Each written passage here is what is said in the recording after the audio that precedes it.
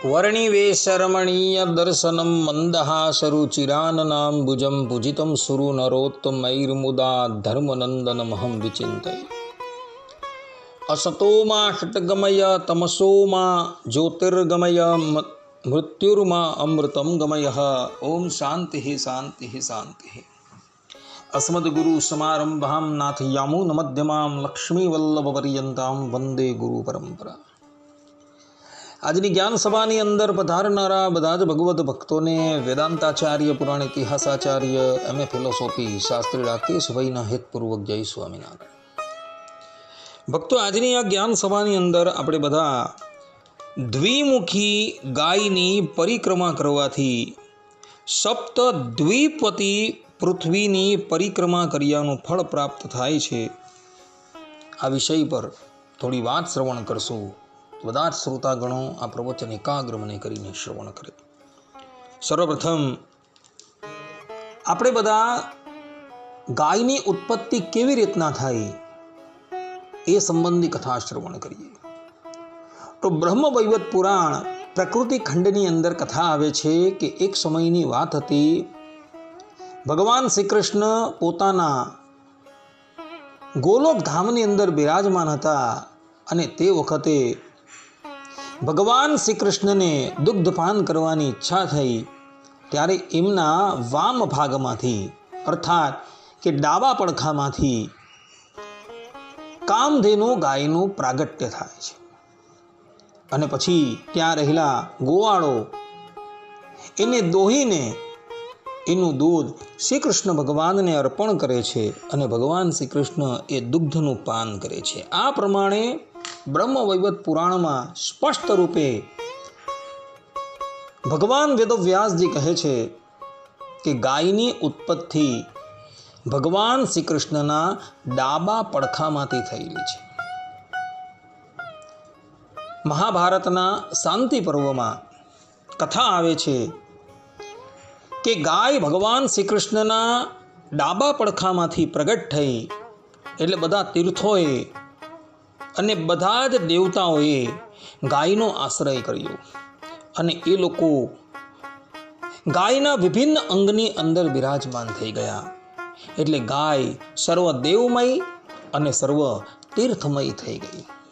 ત્યાં લગીન કે ગાયના મૂત્રની અંદર ગંગાજીએ વાસ કર્યો અને એના છાણમાં લક્ષ્મીજીએ વાસ કર્યો.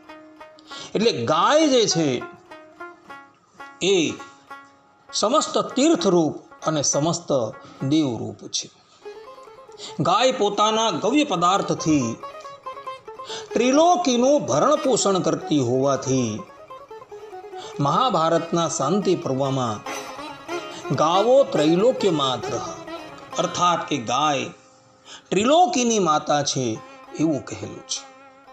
આ પ્રમાણે ભક્તો શાસ્ત્રોની અંદર ગાયની ઉત્પત્તિ તથા ગાયનું મહાત્મય ગાવામાં આવેલું છે.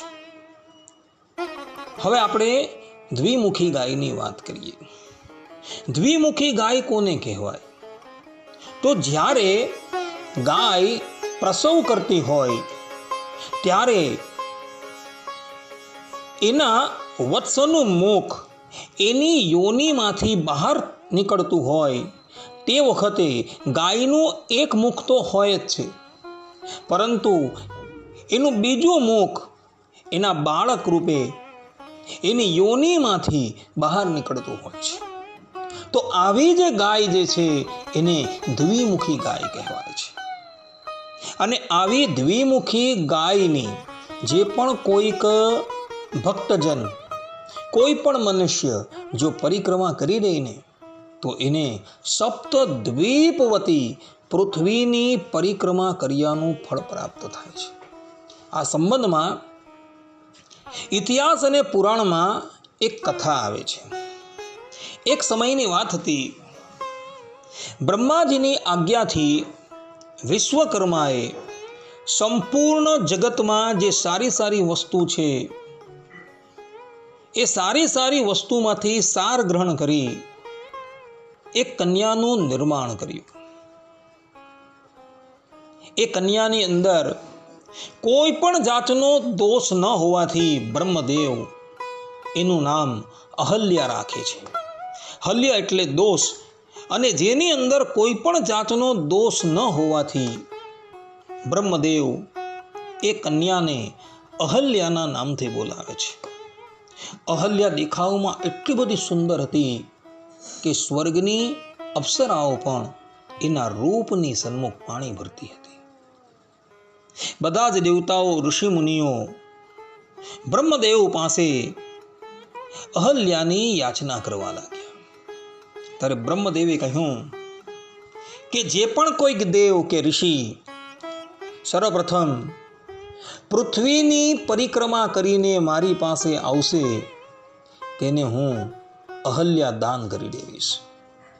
આ પ્રમાણે જ્યારે બ્રહ્માજીએ કહ્યું એટલે બધા જ દેવતાઓ, ઋષિમુનિઓ પોતપોતાના વાહન પર સવાર થઈને પૃથ્વીની પરિક્રમા કરવાને અર્થે ચાલી નીકળ્યા. એ ઋષિઓની અંદર એક ગૌતમ ઋષિ પણ હતા. ગૌતમ ઋષિ ગૃહસ્થ આશ્રમ કરવાના હતા, અને એને અર્થે એઓને એક કન્યાની આવશ્યકતા હોવાથી એઓ પણ અહલ્યાને અર્થે પૃથ્વીની પરિક્રમા કરતા હતા.